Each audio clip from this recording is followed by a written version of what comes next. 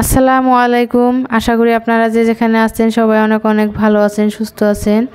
আজ আর একটা নতুন রেসিপি নিয়ে চলে এসেছি।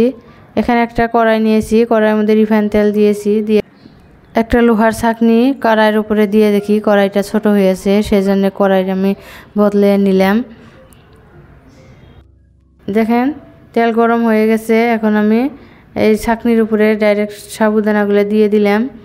দেখি ছাঁকনির উপরে সাবুদানা ভাজলে বেশি ফুলে না ডাইরেক্ট কড়াইতে তেল দিয়ে দিলে ফুলে, সেটাই আমি আজ প্রমাণ করব। এই ছাঁকনির উপরে সাবুদানা দিলে কি সব সাবুদানাগুলোই উঠে যায়, কড়াইয়ের নিচে আর থাকে না, সেই জন্য এইটা ভালো।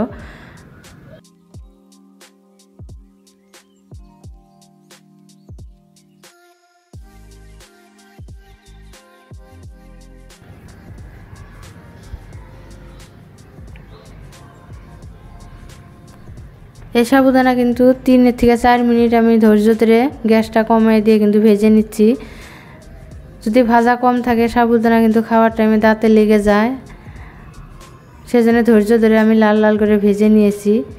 আরও একবার ভেজে নেব। ডাইরেক্ট সরাসরি আমি তেলের মধ্যে সাবুদানাগুলো দিয়ে দেব। দেখি কোনটা বেশি ভালো লাগে।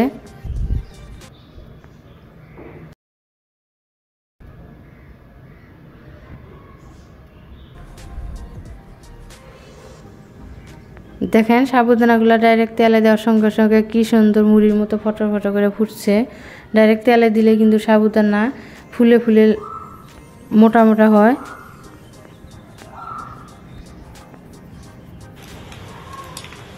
এই সাবুদানাগুলো কিন্তু আমি 3 থেকে 4 মিনিট লাই লাই ভেজে নেব, কিন্তু এগুলো আমি বেশি লাল করব না, সাদা সাদা থাকতে কিন্তু আমি নামিয়ে দেব। দেখেন ছাঁকনির ভিতরে উঠিয়ে নিলাম। উঠিয়ে নিলে কী হবো, তলে কিন্তু আরও অল্প অল্প করে সাবুদানা আছে, কিন্তু আমার ছাঁকনির ভিতরে উঠছে না। দেখেন আমি তেলগুলো ভালো করে ঝরিয়ে নিচ্ছি। আর যতটুকু তেল থাকে প্লেটের ভিতরে একটা সাদা কাগজ দিয়েছি, সাদা কাগজে কিন্তু তেলগুলো চুষে নেবে।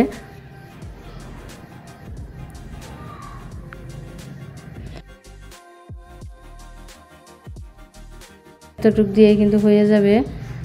আমার ভিডিওটা যদি আপনাদের একটু ভালো লেগে থাকে লাইক কমেন্ট শেয়ার সাবস্ক্রাইব করে দিবেন। প্লিজ প্লিজ সাবস্ক্রাইব করে দিবেন, বেল আইকনটি বাজিয়ে দিবেন।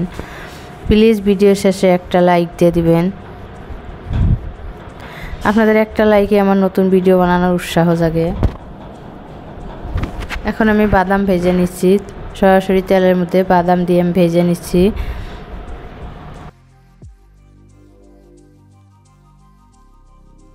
এখন আমি বাদাম ভেজে নিলাম, বাদামগুলো ভাজা হয়ে গেছে। এখন ছাঁকনির ভিতরে উঠিয়ে নিলাম।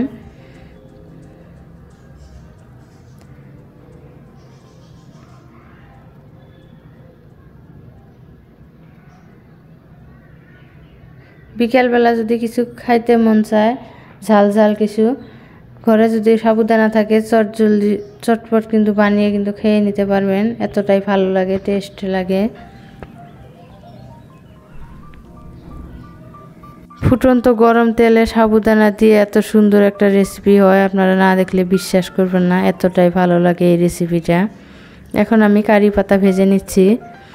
কারি পাতা কিন্তু একসঙ্গে দিবেন না, তেল ফটো ফটো করে ফুটে কিন্তু হাত পায়ে লেগে যাবে, সেজন্য আমি অল্প অল্প করে তেলের মধ্যে দিচ্ছি। যখন সব করে তেলের মধ্যে ঢেলে দেব, দেখেন আমি দৌড়ে সাইড নিচ্ছি। কারি পাতা তেলে দেওয়ার সঙ্গে সঙ্গে কিন্তু প্রচুর ফুটে।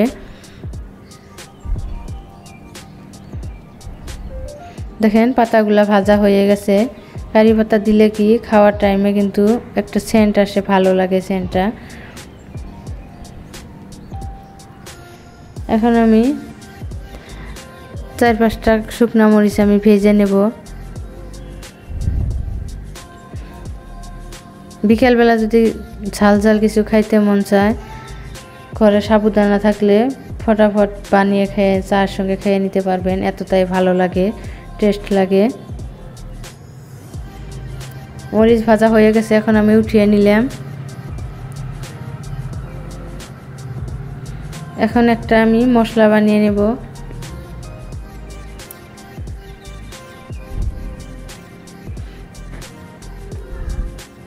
এখানে আমি জিরা ধনিয়া কয়টা মৌরি দিয়ে দিছি, দিয়ে কিন্তু গরম করে নিলাম।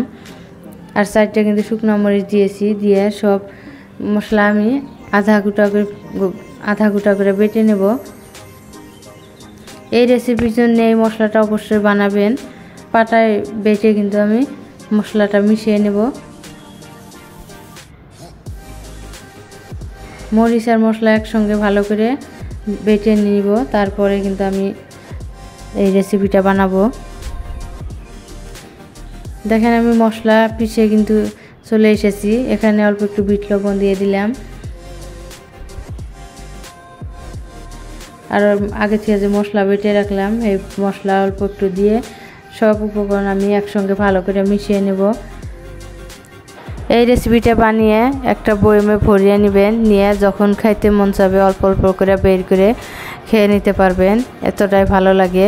এই রেসিপিটা কিন্তু একদম কুরকুরিয়া হবে, খাওয়ার টাইমে খুব ভালো লাগে।